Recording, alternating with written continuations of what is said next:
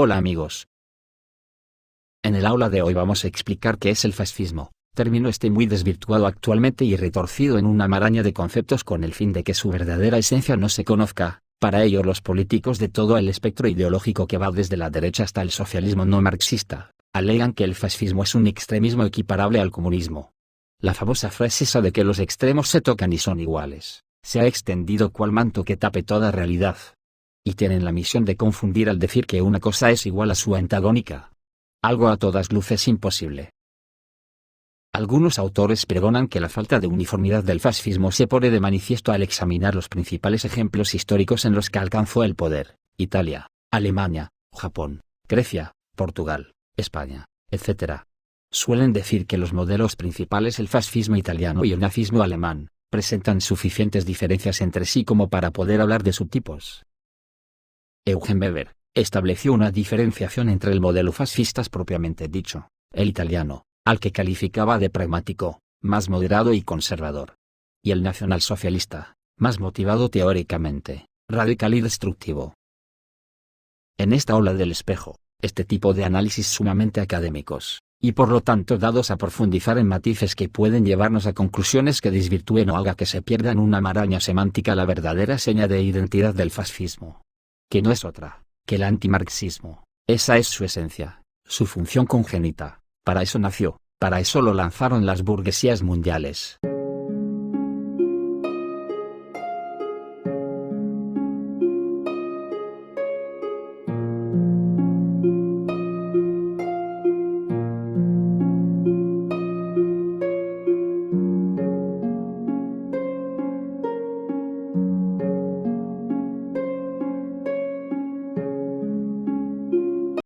Para luchar contra la recién nacida Revolución Comunista de Rusia.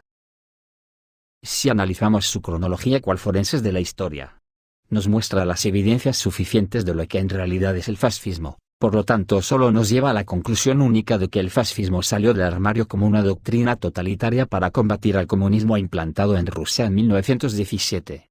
Lo que es lo mismo que decir que salió del armario para defender los privilegios de las élites burguesas por aquel entonces en peligro por el empuje del comunismo de la Unión Soviética. Y combatir el marxismo allá donde detecte un átomo de esencia marxista en una sociedad.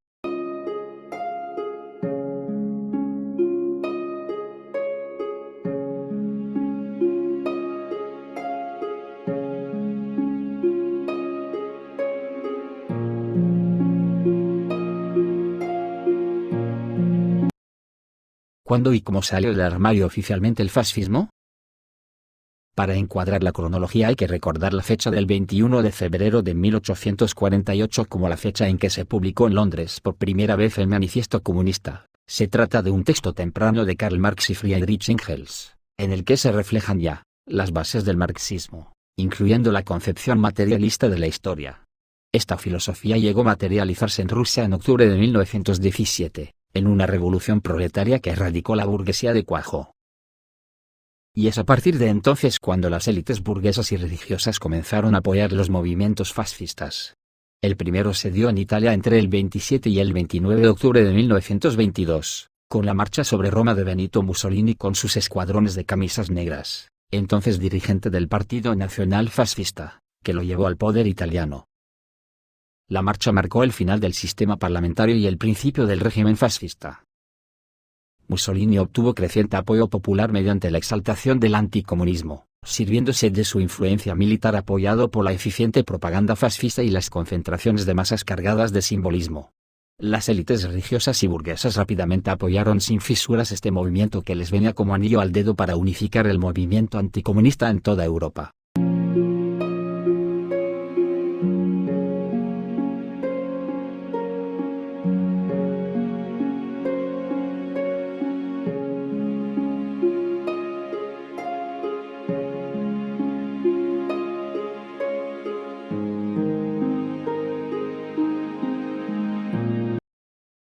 El segundo en seguir los pasos de Benito Mussolini fue el general Francisco Franco en España, que con un sangriento golpe de Estado que desembocó en una guerra civil, desde el 17 de julio de 1936 hasta el 1 de abril de 1939, derrocó al gobierno republicano español, implantando una dictadura fascista, o sea con la característica principal del fascismo.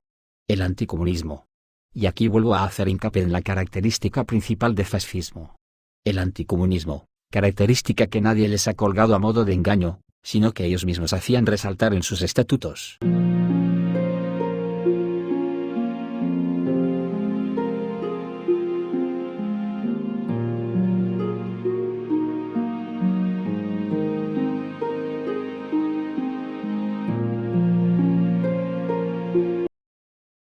Y ya el tercero de ellos, fue Adolfo Hitler, que fue el periodo más trágico para el mundo ya que desembocó en la guerra directa contra el comunismo de la Unión Soviética, lo que hoy conocemos como Segunda Guerra Mundial, que costó la vida a 56 millones de personas, de las que 28 millones fueron rusos.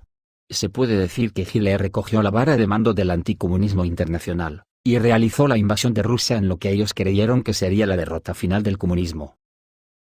Los fascistas o nazis actuales suelen argumentar que Hitler era socialista, o como les gustaba llamarse, nacionalsocialistas.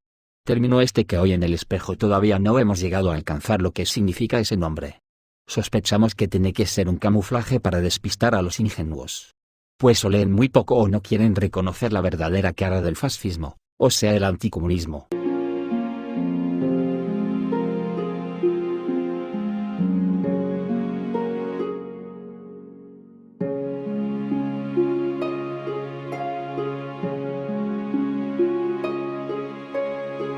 Por lo tanto tienen que recordar el documento llamado el Pacto Anticomintern. El Pacto Anticomintern o Tratado Anticomintern fue firmado el 25 de noviembre de 1936 entre el Imperio del Japón y la Alemania nazi. Este documento fue ratificado el 25 de noviembre de 1941, tras la invasión de la Unión Soviética por Alemania. Su objetivo principal era hacer explícita la real intención de las naciones firmantes a tomar medidas para salvaguardarse de la amenaza de la Internacional Comunista o Comintern, liderada por la Unión Soviética. Un mes después de que se formalizara el eje Roma-Berlín, octubre de 1936, el Imperio del Japón firmó con la Alemania nazi el Pacto Anticomintern, donde los dos países se aliaban contra la Unión de Repúblicas Socialistas Soviéticas. Un año después se incorporaba a este pacto Italia, y más tarde también los suscribieron los gobiernos de España y Hungría.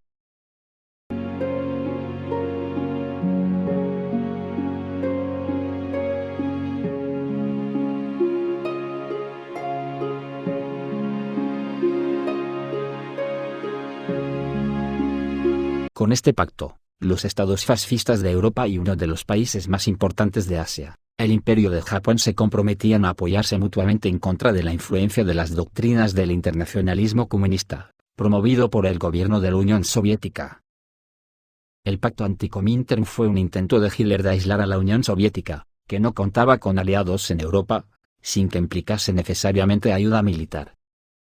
De hecho, el acuerdo fue el primer paso para la configuración del bloque del eje durante la Segunda Guerra Mundial, el cual se configuró de manera integral mediante la firma del Pacto Tripartito, el 2 de septiembre de 1940.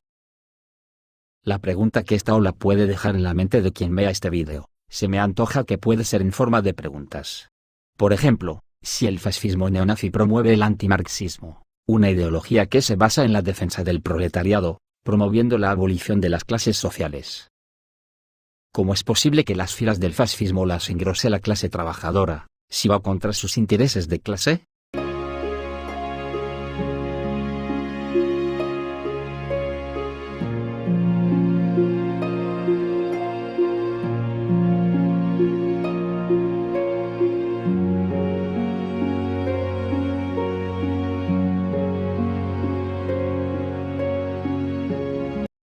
¿Qué fuentes beben? Cuando contrastan sus postulados con lo que la realidad del capitalismo nos muestra hoy, ¿no ven nada raro?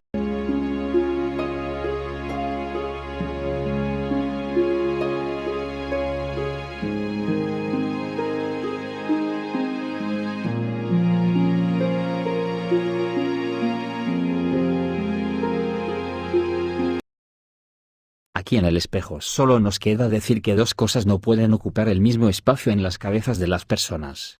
No se puede ser fascista sin ser anticomunista, y tampoco se pueden juntar letras para despistar llamando al fascismo nacionalsocialismo, porque resulta que es antisocialista visceral. Hasta la siguiente aula, reciban un saludo.